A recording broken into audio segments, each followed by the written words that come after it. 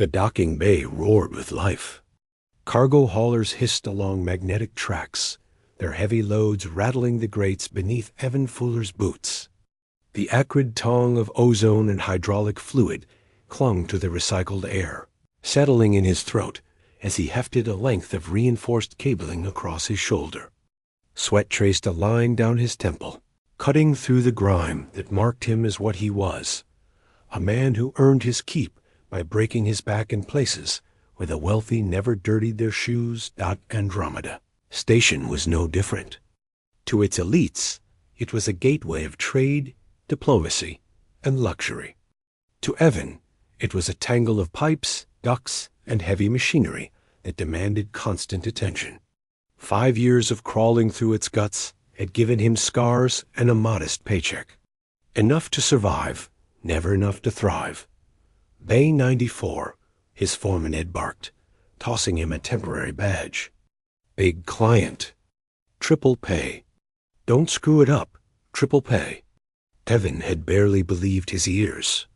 Triple meant he could finally replace the failing coolant loop in his quarters before the system cooked him alive. He pushed through the checkpoint, enduring the suspicious stares of insect-eyed Vespian guards, and entered a space that didn't belong to him. Bay 94 was unlike the utilitarian steel caverns he knew. The floor shone like polished obsidian, light panels set in ornate inlays glimmering gold along the seams. A single vessel dominated the chamber, midnight blue craft with flowing lines and subtle gilt accents that seemed to ripple in the artificial light. This wasn't cargo hauling scrap. This was a private yacht, worth more than Evan would see in 10 lifetimes. A cluster of attendants stood nearby, robes pressed, postures stiff. But it was the figure at their center who drew every eye without effort. Tall, slender, his skin a flawless azure that shimmered faintly. The alien wore a blazer threaded with gold filigree, each stitch like a strand of wealth woven into his very being. Archentalis. Evan had never seen him before, but every rumor matched the reality. The man radiated power the way the station's reactors radiated heat. A mechanic, one attendant announced, tilting her turquoise face toward Evan. Evan swallowed his nerves and strode forward. "What needs moving?" he asked gruffly, eyes scanning the massive crate beside them. Tallis gestured toward the container, his voice cool and precise. "Artifacts, fragile, no droids. Too clumsy. You will see it secured in my hold." Evan nodded. Work was work. He crouched at the control panel, calloused fingers finding the lift toggles. The machinery hummed, servos straining. Muscles in his arms bunched under the weight as he guided the container toward the loading rails. It was then, as he braced himself, that his sleeve slipped. The bracelet glinted in the lamplight, a simple band of aged metal, the stone at its center catching the glow with a flash of inner fire. Evan barely noticed. To him, it was nothing more than the last remnant of his mother, Sarah Fuller, dead these 10 years. He wore it always, as she had begged, but Tallis noticed. The billionaire froze, every ounce of composure leaching from his perfect features. His amber eyes locked on the tarnished band, as though the rest of the world had ceased to exist. He stepped closer without realizing it, lips parting in a whisper Evan could not hear over the machinery. "Where?" The word cracked. He swallowed and tried again. "Where did you get that bracelet?" Evan frowned, muscles straining as he settled the crate into its clamps. "This?" He raised his arm slightly, sweat dripping from his brow. "Was my mother's. She gave it to me before she died." For a heartbeat, silence stretched. The attendants shifted uneasily, glancing at their employer. Tallis's hand trembled before he clasped it behind his back. His polished mask had slipped, revealing something raw fear, longing, perhaps even grief. "Her name," he demanded, though his voice had softened to a near plea. "Sarah," Evan replied slowly, confused by the intensity in the alien stare. "Sarah Fuller." Tallis staggered as though struck. He reached out, his fingers hovering just above the stone, not daring to touch. His control returned in fragments, shoulders straightening, expression smoothing, but the crack remained. His voice, when it came, carried a resonance that unsettled Evan more than any wealth or power could. I knew her. Evan narrowed his eyes, suspicion rising like a shield. He had lived too long among the powerful to trust sudden interest. Yet the way the billionaire looked at the bracelet, at him, wasn't greed. It was recognition. And in that recognition lay a truth Evan wasn't ready to face. He pulled his arm back, closing his fist around the band as though it might shield him.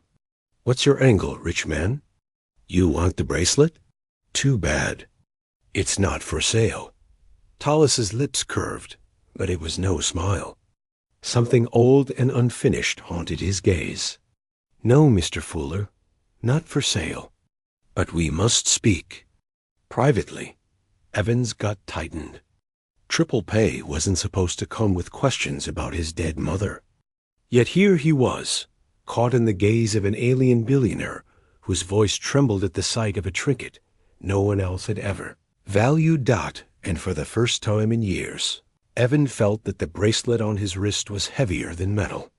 It was a weight of history and of secrets long buried that had just been unearthed in Dock 94. Private office of Tallis was nothing like the docking bay. It was hushed, intimate, drenched in the soft light of recessed sconces that glowed against rare wood paneling. Glass shelves displayed artifacts from half a dozen worlds, delicate crystal sculptures from the Valen moons, a preserved feather from a silicate avian whose kind had gone extinct centuries ago, even a stack of bound paper books that smelled faintly of age. Evan stood stiffly near the door, shoulders tense beneath his oil-stained tank top, boots leaving faint smudges on the pristine flooring. He felt like a grease monkey dropped into a royal court. The weight of the bracelet on his wrist had never felt more conspicuous. Tallis stood by the viewport, tall and still as a statue, his silhouette framed against the endless sprawl of stars. For a long time he didn't speak.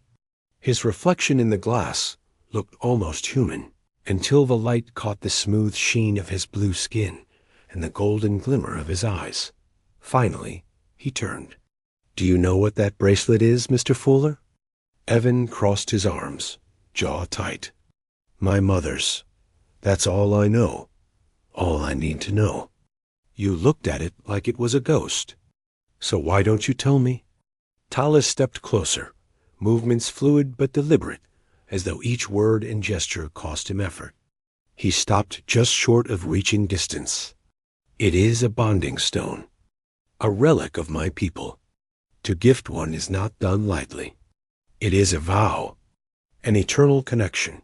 His gaze lingered on the metal band as though he were staring into the past itself. "I gave it to a woman I loved. A human, Sarah." The name landed between them like a dropped tool in a silent workshop. Evan's pulse thudded in his ears. "You knew my mother," he said flatly, though inside something unsteady shifted, like a floor plate giving way. "I did more than know her," Tallis whispered. His composure cracked again, faint but undeniable. "I loved her."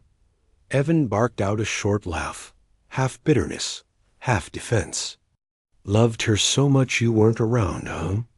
She never said a damn word about you." "Not once. She was protecting you," Tallis said, his voice low, urgent. "My family discovered our union and tore us apart. I was summoned back, forbidden from returning. When I finally came, she was gone. No forwarding record, no trace. I searched." His hands clenched at his sides, trembling. "I searched for years." The room felt smaller with every word. Evan's throat was dry, but he forced out the question clawing its way up. "You're telling me, what? That you're my father?" Tallis didn't flinch. He simply nodded, the smallest movement, but it hit Evan harder than any blow he'd taken in the docks. Silence pressed between them. The hum of the station systems was suddenly deafening. Evan wanted to scoff, to call it a lie, a ploy. But something in Talas's eyes, the same piercing shade of amber as the stone in the bracelet, cut through the disbelief. "I don't need a father," Evan said finally, his voice sharp, defensive. "I've survived just fine without one." "Surviving is not the same as living," Talas replied softly. "You are more than you realize, Evan, more than she ever let you believe. That bracelet was meant to lead you to a truth larger than either of us." Evan's chest tightened. He hated how much he wanted answers, how the hope he'd buried long ago stirred painfully at the edges of his anger. "Why now?" he demanded, almost shouting. "Why wait until I'm standing here, covered in grease, hauling your boxes, before you bother to care?" Talas's eyes closed briefly, and when they opened, there was no arrogance left in them, only weariness. "Because fate, or perhaps Sarah herself, placed you in my path again, and I will not lose you a second time." Evan turned away, pressing a hand to the cool wall, struggling to steady his breathing. He wanted to run, to vanish into the station's labyrinth as he had 1,000 times before. But his mother's words echoed, faint and fevered, from her deathbed. "Never take it off. It will protect you when I can't." Now he wondered if she hadn't meant protection from the universe, but guidance toward this moment. Toward him, Evan spun back, fists clenched, eyes blazing. "You say you loved her. You say you're my father. Then prove it. Tell me something only she would have told you. Something that makes any of this real." For a moment, Talas seemed to age, the weight of decades pressing on his shoulders. When he spoke, his voice broke with memory. "The night before I was taken from her, she sang an old earth song. Her voice cracked on the high notes, and she laughed, embarrassed. She said a boy would never hear her sing because she was terrible at it. And then she kissed me right here." He touched the line of his jaw, reverent. Evan's breath caught. His mother had laughed about that once, years later, coughing through fever. She'd said music wasn't for her, that her voice could sour milk. The bracelet seemed to thrum faintly against his skin, and in that dimly lit office, Evan Fuller realized his life had just split into two before this moment. And after, the corridors outside Arcantalis's office thrummed with the pulse of Andromeda Station vendors haggling, dignitaries gliding in jeweled robes, dock workers barking over the clang of lifters. Evan walked stiffly beside Lana, the turquoise-skinned aide who had ushered him in, his mind still reeling from Talas's words. "Father." The word echoed like a bad weld under stress. Ready to split, Lana's long strides slowed until she matched his pace. Her silver eyes flicked sideways, catching his. "You look like you've seen a ghost," she murmured. "Maybe I have," Evan muttered. The bracelet burned warm against his wrist. Though he knew it was only his pulse hammering through him, Lana studied him for a long beat, as though weighing whether to speak. "Mr. Talas is not easily shaken. In 3 years, I have never seen him falter. But today, you—" Her voice broke off, replaced by a half-smile that didn't reach her eyes. "You made him look human." Evan snorted. "Funny, because he's telling me he's my father." The words came out harsher than he intended. He shoved his hands into his grimy work pants and kept walking, but he felt Lana's sharp intake of breath, the weight of her gaze. "You don't believe him?" she asked softly. "I can't afford to," Evan said. "Believing means hope, and hope gets you killed out here." Before she could answer, a chime rippled through the corridor, low, pulsing, unmistakable. "Security alert. Station-wide." Alien heads turned, antennae twitched, compound eyes glittered.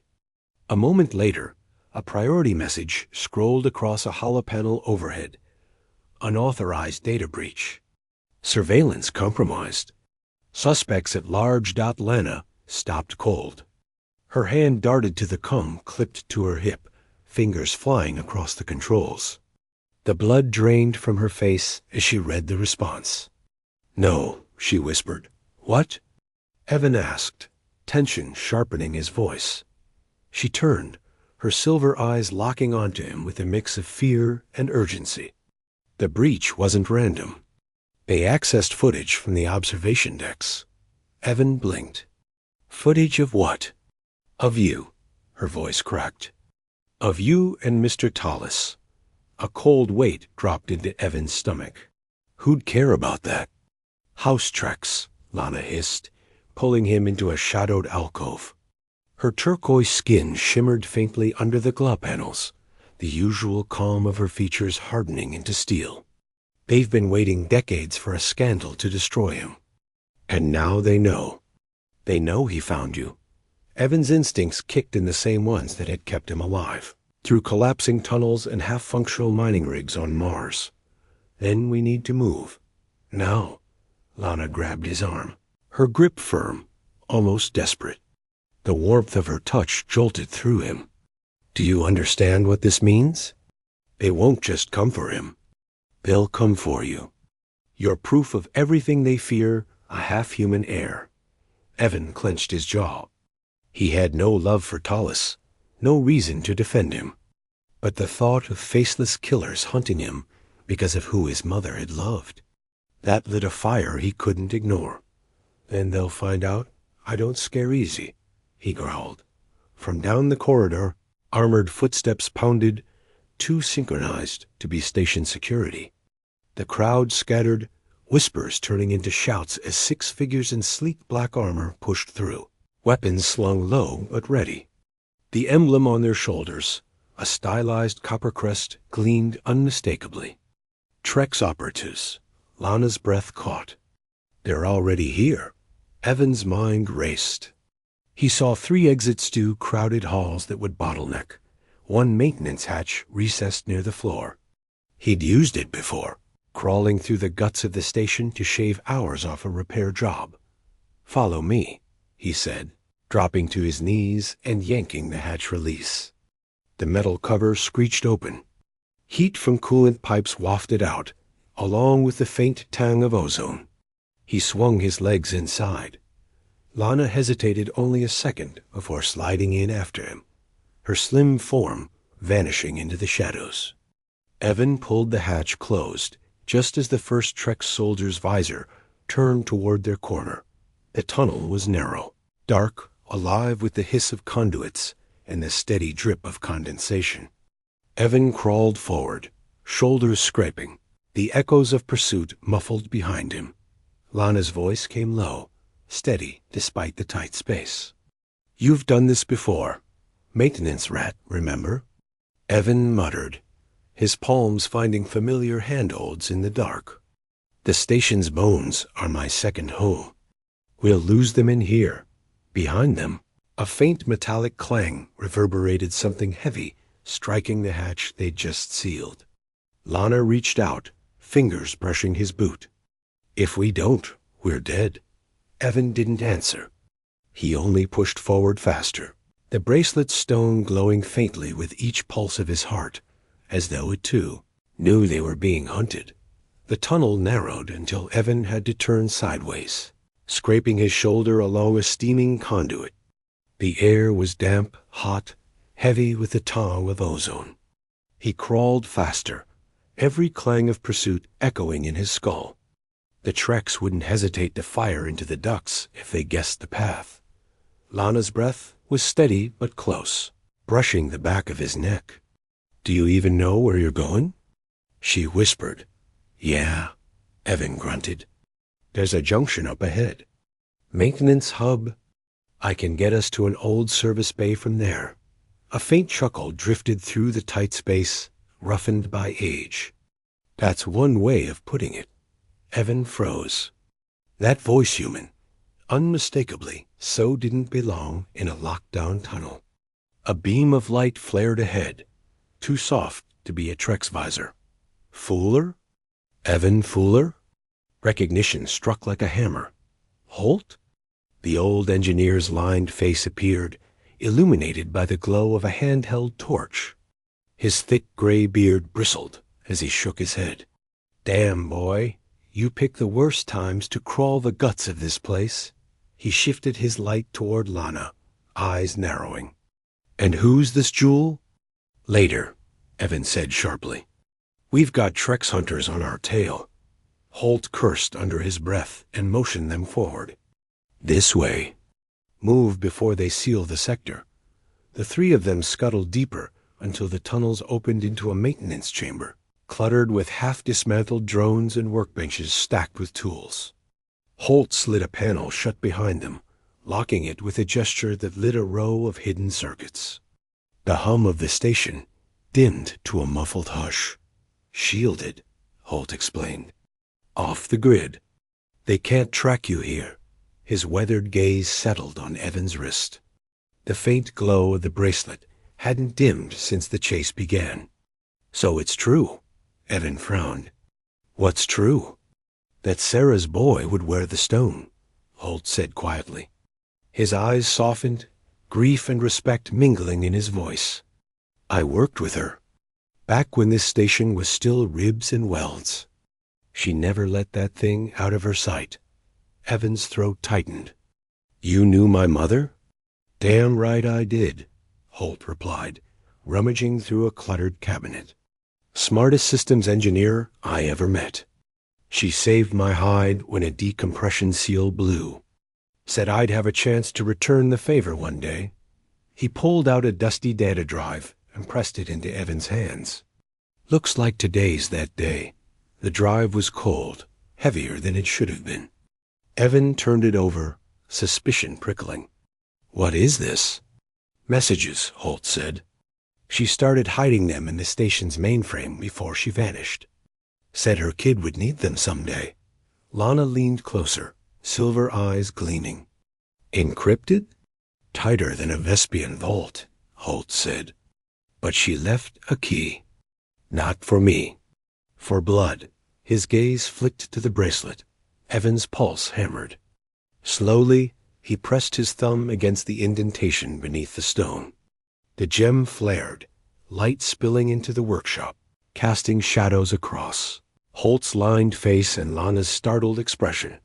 A holographic map burst into being above the drive, a schematic of the station, layers scrolling rapidly until a single point pulsed in blue near the emergency docks. Lana's lips parted. What is it? Something she wanted him to find, Holt murmured, reverence in his tone. And judging by how hard the Treks are pushing, it's big. The glow faded, but the bracelet still pulsed faintly, as though alive. Evan tightened his jaw, torn between awe and dread. His mother's secrets were no longer whispers in fevered dreams. They were alive, guiding him, pulling him towards something she'd hidden decades ago.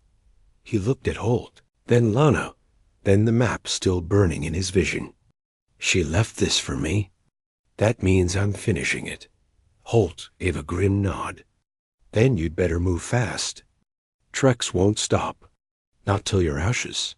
Evan slid the drive into his pocket. For the first time in his life, he wasn't just running jobs or running away. He was running toward something. And whatever waited near those docks, he knew it would change everything. The tunnel narrowed until Evan had to turn sideways, scraping his shoulder along a steaming conduit. The air was damp, hot, heavy with the tongue of ozone. He crawled faster, every clang of pursuit echoing in his skull. The Treks wouldn't hesitate to fire into the ducks if they guessed the path.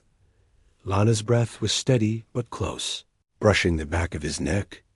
Do you even know where you're going? She whispered. Yeah, Evan grunted. There's a junction up ahead. Maintenance hub. I can get us to an old service bay from there. A faint chuckle drifted through the tight space, roughened by age. That's one way of putting it. Evan froze. That voice human, unmistakably, so didn't belong in a lockdown tunnel. A beam of light flared ahead, too soft to be a Trek's visor. Fuller? Evan Fuller? Recognition struck like a hammer. Holt? The old engineer's lined face appeared, illuminated by the glow of a handheld torch. His thick gray beard bristled as he shook his head. "Damn, boy, you picked the worst times to crawl the guts of this place." He shifted his light toward Lana, eyes narrowing. "And who's this jewel?" "Later," Evan said sharply. "We've got Trex hunters on our tail." Holt cursed under his breath and motioned them forward. "This way. Move before they seal the sector." The three of them scuttled deeper until the tunnels opened into a maintenance chamber, cluttered with half-dismantled drones and workbenches stacked with tools. Holt slid a panel shut behind them, locking it with a gesture that lit a row of hidden circuits. The hum of the station dimmed to a muffled hush. "Shielded," Holt explained. "Off the grid. They can't track you here." His weathered gaze settled on Evan's wrist. The faint glow of the bracelet hadn't dimmed since the chase began. "So it's true." Evan frowned. "What's true?" "That Sarah's boy would wear the stone," Holt said quietly. His eyes softened, grief and respect mingling in his voice. "I worked with her. Back when this station was still ribs and welds. She never let that thing out of her sight." Evan's throat tightened. "You knew my mother?" "Damn right I did," Holt replied, rummaging through a cluttered cabinet. "Smartest systems engineer I ever met. She saved my hide when a decompression seal blew.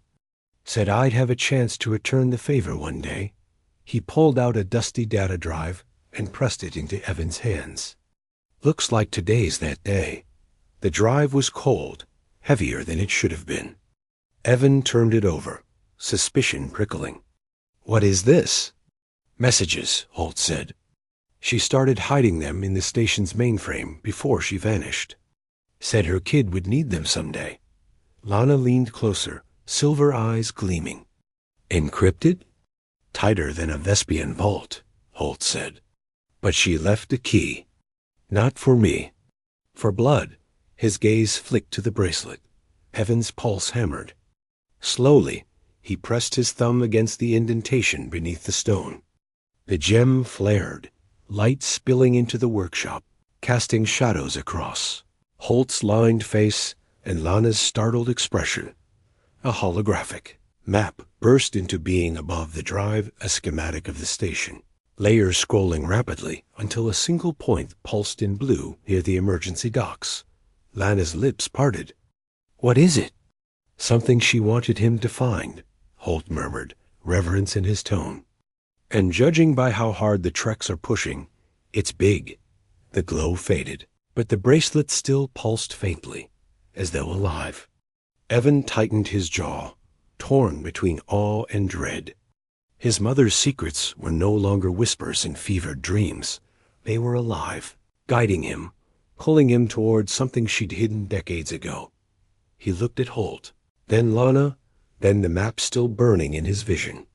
"She left this for me. That means I'm finishing it." Holt gave a grim nod. "Then you'd better move fast. Trex won't stop. Not till you're ashes." Evan slid the drive into his pocket. For the first time in his life, he wasn't just running jobs or running away. He was running toward something. And whatever waited near those docks, he knew it would change everything. The service elevator rattled as it descended, the dim light strips flickering overhead. Evan adjusted the ill-fitting security jacket Holt had shoved on him, trying to look the part. Beside him, Lana kept her chin high, her wrists clasped in front as though she were truly a detainee. Arcentalis stood between them, a billionaire masquerading as a prisoner, his golden eyes burning with quiet fury. Evan kept his hand near the blaster Holt had pressed into his palm. The weight felt foreign, but comforting. He checked the bracelet's glow again. It pulsed faintly, as if impatient. "Docky 7, he murmured, his voice low. "That's where the map points." The elevator ground to a halt. A soft hiss as the doors parted, revealing a corridor drenched in emergency red. No guards, no traffic.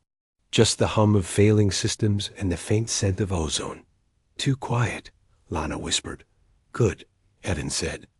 Quiet means we're still ahead of them. They moved quickly, boots echoing against metal grates. Evan led, scanning every intersection, every door. Years of crawling through ducts and service tunnels had given him a map of the station, etched into muscle memory.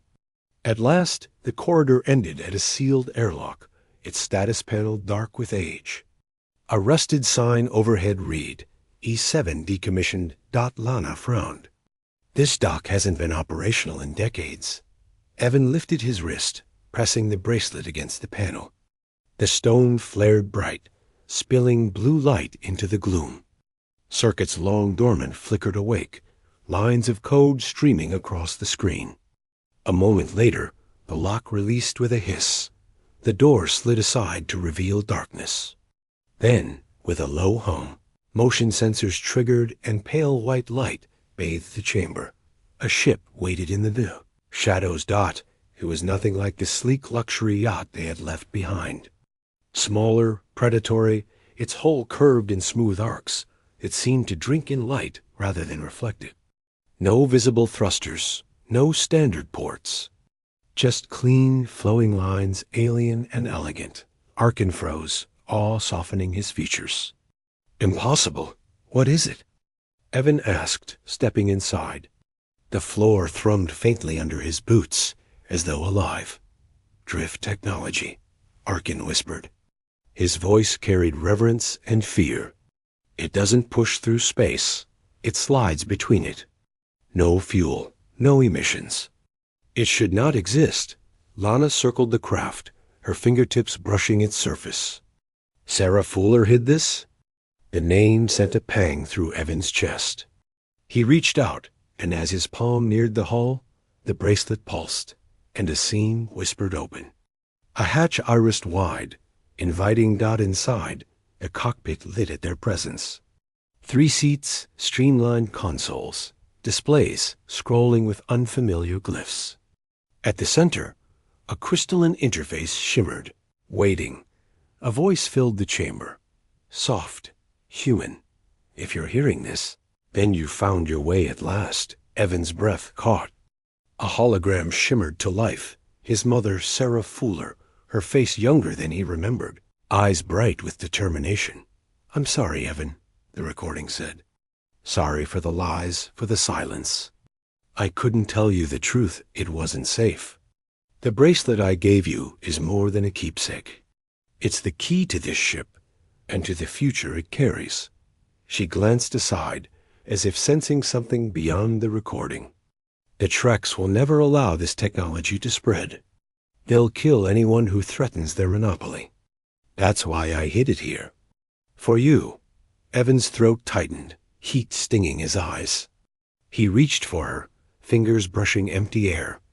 You have a choice, the hologram continued. Hide it and live in fear as I did. Or use it. Change the galaxy. Make travel free.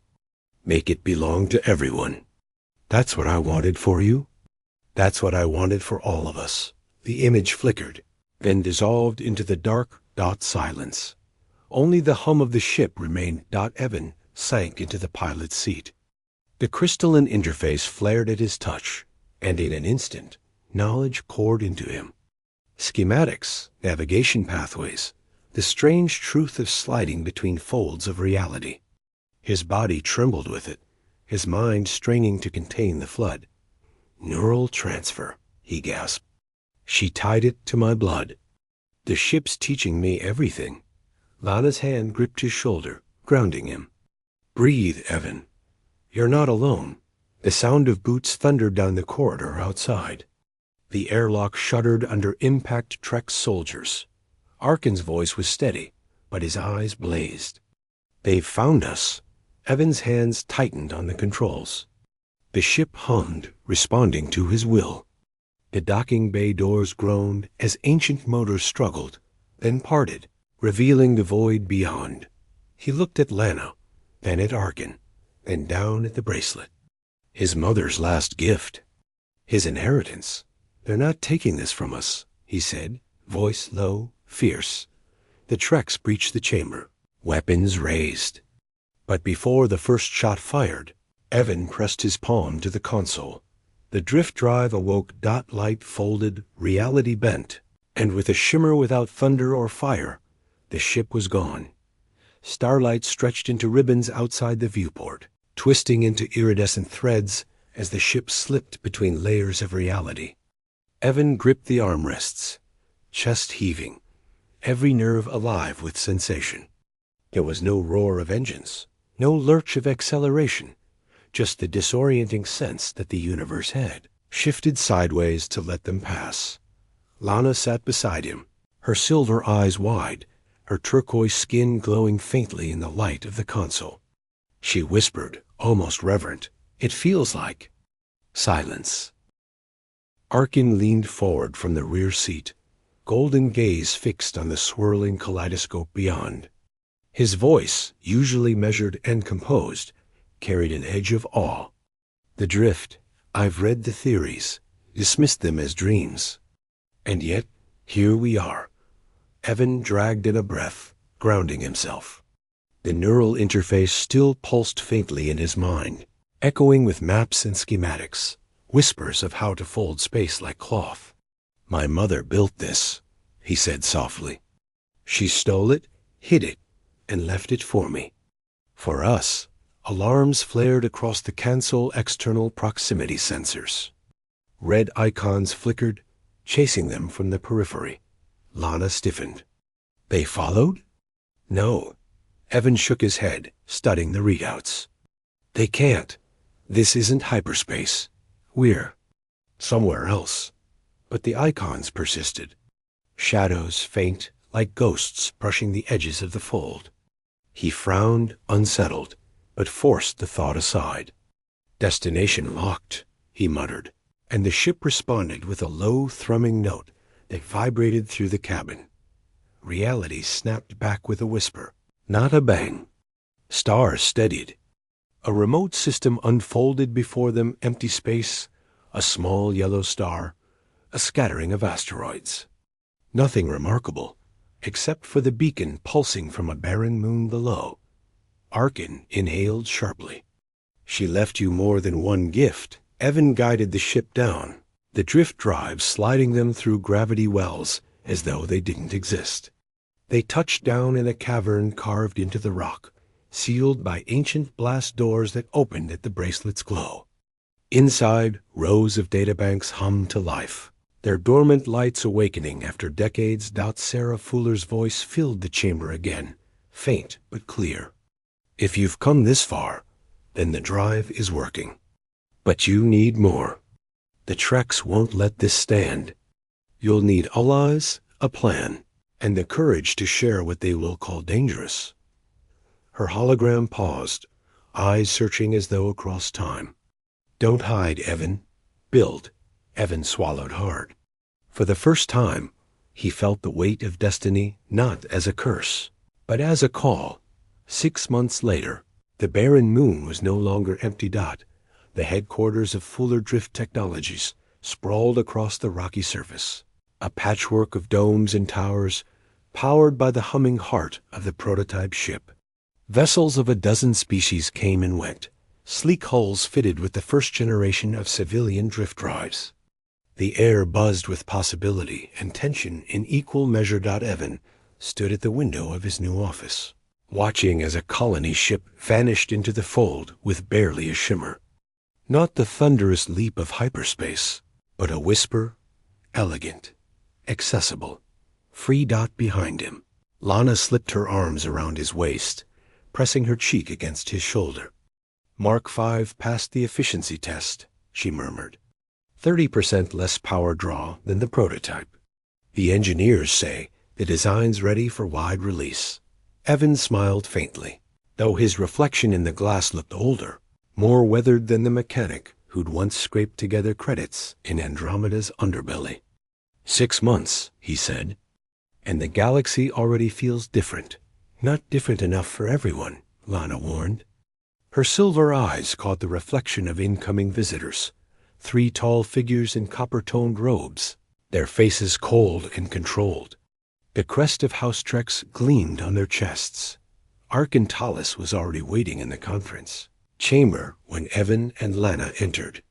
He rose with practiced grace, nodding slightly toward the visitors. They've come to negotiate. Evan took his seat across from the Trek's envoys, the bracelet heavy on his wrist. He felt his mother's presence in it, her will forged into metal and stone. The eldest Trex leaned forward, voice smooth as silk over steel. Mr. Fuller, House Trex is prepared to recognize you as Arcentalis' legitimate heir. In exchange, we propose a controlled release of drift technology. A partnership. For stability. Evan studied him, remembering the assassins, the bounty, the fire in his mother's hologram. He let silence stretch until the Trek's envoy's composure faltered. Controlled? Evan said at last. You mean monopolized? Again. Without oversight, the envoy countered. Chaos will follow. Wars, famine, entire economies collapse. Evan leaned back, the corners of his mouth hardening into something that wasn't quite a smile. Maybe, or maybe it's time the galaxy stopped letting one family decide who gets to touch the stars. Lana slid her hand over his under the table, squeezing once. Arkin's golden gaze met his.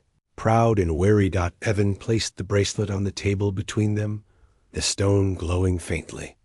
Tomorrow morning, if we can't agree, these specs go public. Every engineer, every colony, every backwater dockyard will have access. You can choose to help shape the new era, or watch it happen without you. The Trek's delegation stiffened. The eldest envoy's mask cracked for the first time, and that was when Evan pressed the console at his wrist. A far door slid open. A woman stepped in, hair streaked with gray, face lined but eyes fierce and alive. Sarah Fuller. Arkin rose in shock, his voice a whisper. Sarah. The envoys surged to their feet, horror flashing across their faces. Impossible. Sarah smiled thinly, her voice steady as the stars. The only thing impossible is believing your family could stop this forever. Evan felt Lana's hand tighten on his. For the first time, he wasn't alone. Not in blood, not in love, not in purpose. The galaxy was about to change, and he would be the one to set it free. The conference chamber was silent, except for the faint hum of the air recyclers. Sarah Fuller stood tall at the far end of the room, her simple jacket and travel-worn boots a stark contrast to the gilded robes of the Trek's envoys. Her presence hit like a thunderclap, alive, undeniable, carrying with it the weight of decades of secrecy. Evan could hardly breathe. The mother he buried in his memory was here, flesh and blood. Her blue eyes, his eyes, swept across the table, pausing on him, then softening. Hello, Evan, she said. Her voice was older, rougher, but it was hers. His throat tightened.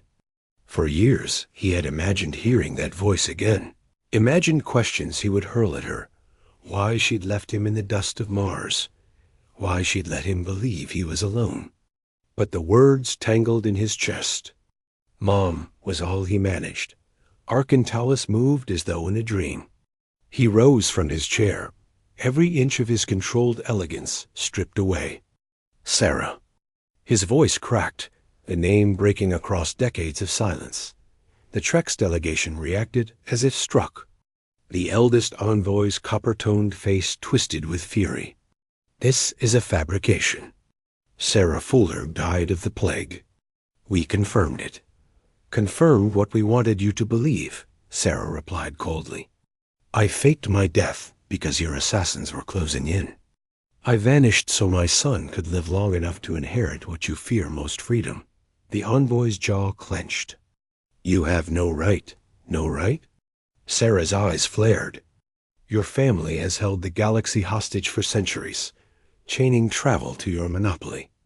The drift drive is the key to breaking those chains. It belongs to everyone. She looked to Evan, her gaze proud. And now it's in the hands of someone who understands what that means. The envoy tried to recover his composure, but the edge in his voice betrayed him. Do you realize the chaos you unleash? Wars will erupt. Entire economies will collapse. Evan leaned forward, placing his palms flat on the table. The bracelet glowed faintly, as if echoing his resolve. Maybe, or maybe it means new worlds for refugees. It means trade without fear, colonies that don't starve because Trek shipments don't arrive. You call it chaos. We call it choice. Arkin finally found his voice, his golden eyes hardening as he turned on the envoys. Your monopoly ends here. Either stand with us or be swept aside. The eldest envoy hesitated, the flicker of calculation plain. And if we refuse? Sarah stepped closer, her presence commanding. Then tomorrow, the full technical specifications of the drift drive will be transmitted to every engineering hub, every academy, every dockyard across the galaxy. You cannot kill an idea once it's free. The words landed like a hammer. The envoys fell silent, their faces masks of rage barely holding. Finally, the eldest sat slowly, lips pressed thin. You leave us little choice. No, Sarah said firmly. We're giving you one. For the first time in your family's history. The meeting ended in bitter silence, the Trek's delegation retreating with stiff spines and forced dignity. But the truth was clear. They had lost their grip. In the quiet of the observation deck, Evan stood with Lana at his side. Through the window, he could see the sprawl of their new facility. Ships lifting into the stars on freshly installed drift drives. Humanity's gift to the galaxy. Behind them, Sarah and Arkin spoke in low tones, words laden with years of separation, forgiveness, and love. For Evan, it was surreal his parents alive, together again, their bond unbroken by time or empire. Lana slipped her hand into his. Her silver eyes glowed with reflected starlight as she asked, softly, Do you realize what you've done? You've changed everything. Evan looked down at the bracelet, its stone pulsing softly, alive with secrets. We've only started. As if in answer, the gem brightened, projecting a new map into the air, this one not of Andromeda Station, but a scatter of star systems across the galaxy. Each point blinked with Sarah's encoded mark. Heaven's breath caught. She didn't hide one ship. Sarah's voice, steady and fierce, came from behind him. No, I hid many. The revelation sank like a stone into the silence, heavy with implication. Across the galaxy, caches of drift prototypes waited, seeds of revolution ready to bloom. The Treks hadn't lost just a battle. They had lost the war for control. Evan squeezed Lana's hand, his pulse racing with something larger than fear. For the first time, the horizon of the stars didn't feel unreachable. It felt inevitable. Then we finish what you started, he said, turning to face Sarah and Arkin. His voice carried, strong and uncheckable. We set the galaxy free, and beyond the glass, a colony ship folded into drift, vanishing without a sound herald of the new era they had unleashed.